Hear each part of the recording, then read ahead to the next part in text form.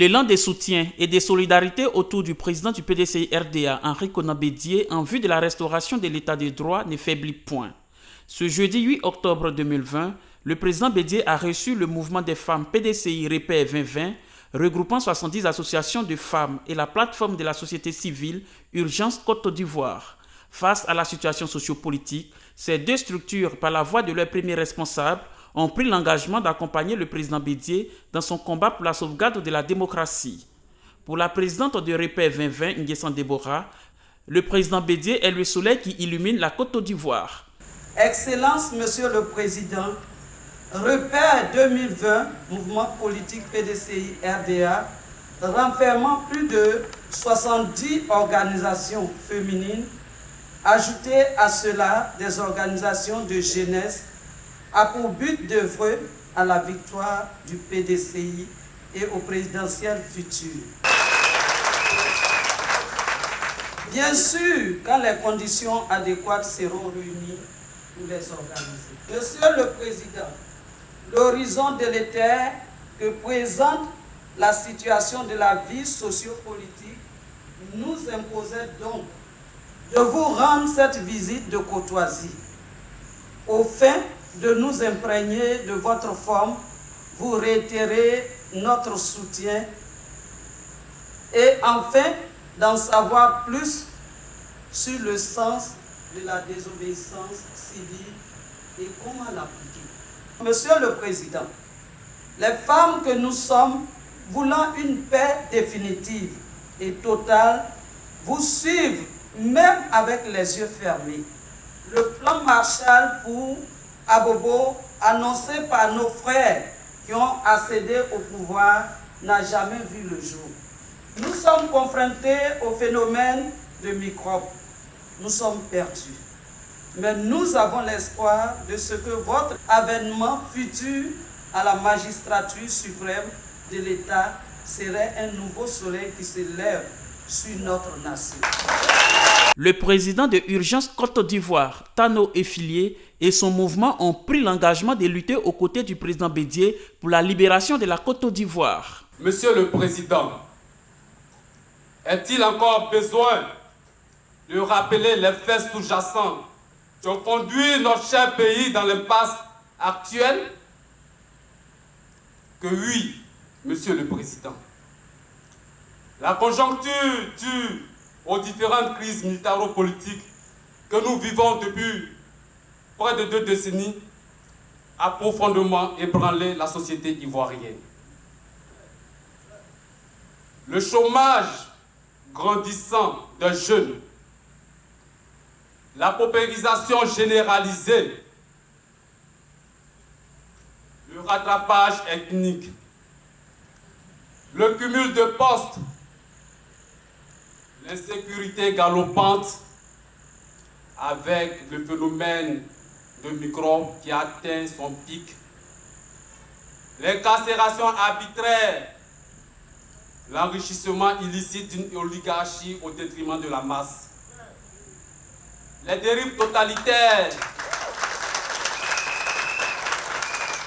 l'absence de liberté d'expression, le chantage politique honteux, le hold-up électoral, la volonté manifeste du parti au pouvoir à disloquer et à museler les partis politiques représentatifs, le bâillonnement des hommes politiques et militaires sont autant de mots multiples qui ont jeté le froid sur notre société qui voit ainsi sa fibre démocratique devenir un leurre. Cohésion, tolérance et solidarité sur lesquelles le PDCI RDA a posé les jalons de la Côte d'Ivoire moderne se sont envolés en éclats.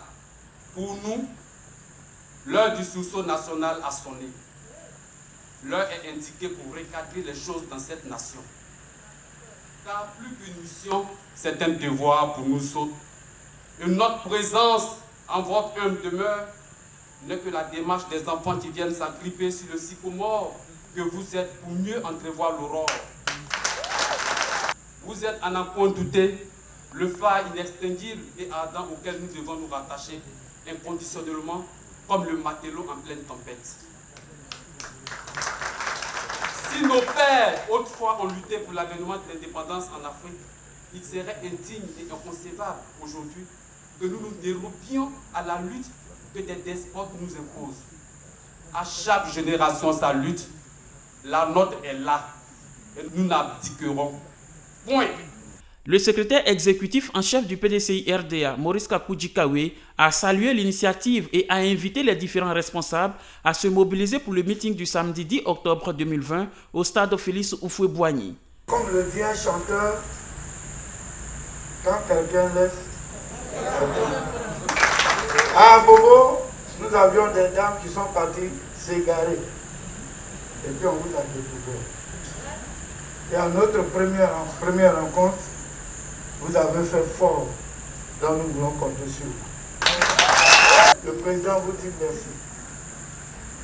Votre discours était poignant, vous avez dit l'essentiel, et vous avez dit, un mot vous avez dit jeunesse consciente. C'est vrai, c'est pour les jeunes que le président dit. Et vous avez bien compris, la constitution en Côte d'Ivoire, c'est sacré. La Constitution a réglé les problèmes de la Côte d'Ivoire à 2 reprises. En 90, au retour au multipartisme, et en 93, après le rappel à Dieu du président Houphouët-Boigny. On a appliqué la Constitution et puis les choses sont passées normalement. Donc cela veut dire que celui qui ne veut pas appliquer la Constitution, il veut la déstabilisation de la Côte d'Ivoire. Et c'est ce que le président ne veut pas admettre.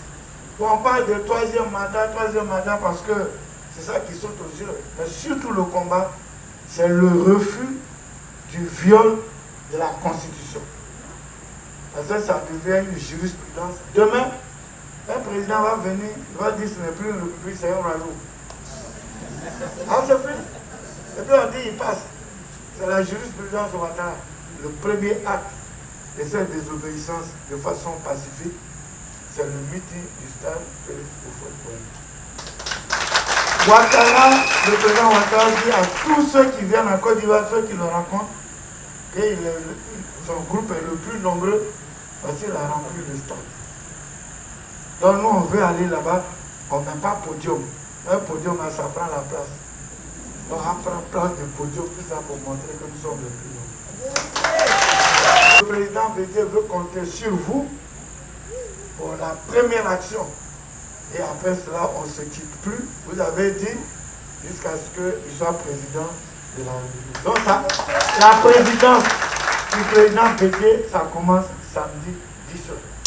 Le président Bédié, après avoir réaffirmé sa ferme volonté d'œuvrer pour l'état des droits, a exhorté les membres du mouvement Urgence Côte d'Ivoire à se mobiliser pour le giga meeting du 10 octobre 2020.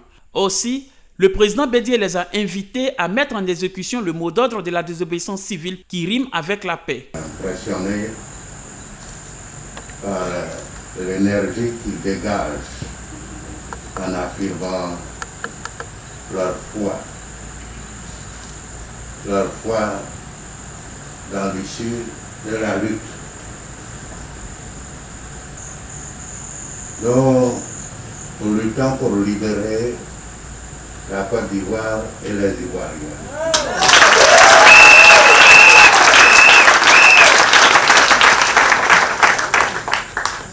Et l'arme que nous vous remettons pour vaincre, c'est la désobéissance civile.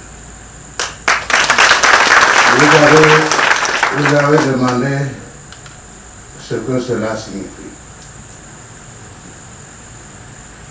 Très simplement, je vais vous dire que c'est avec la désobéissance civile que le président Houphouët-Boigny a conquis l'indépendance de la Côte d'Ivoire en refusant de se soumettre à l'ordre colonial. Et il a fait de façon pacifique. C'est avec la désobéissance civile que Nelson Mandela de l'Afrique du Sud à libérer le peuple noir d'Afrique du Sud du régime raciste des Blancs, l'apartheid. C'est avec la désobéissance civile que Martin Luther King a conquis les droits civiques des Noirs des États-Unis. C'est avec la désobéissance civile que Gandhi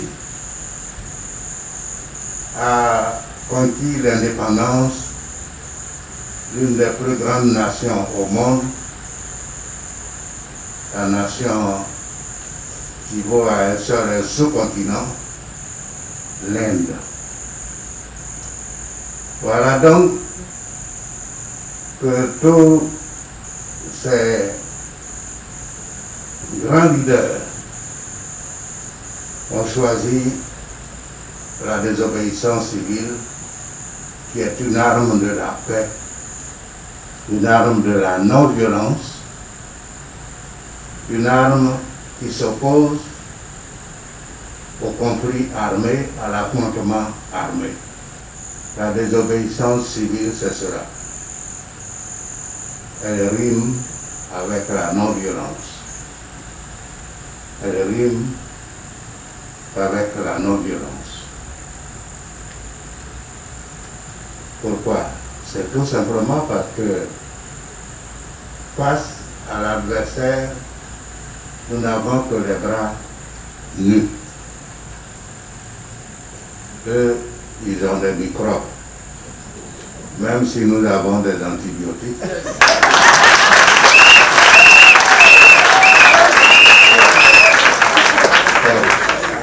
Comme le dit le secrétaire exécutif, nous devons quand même nous protéger. Le samedi, c'est le grand rassemblement de la désobéissance civile. Je compte sur vous pour être tous et toutes là.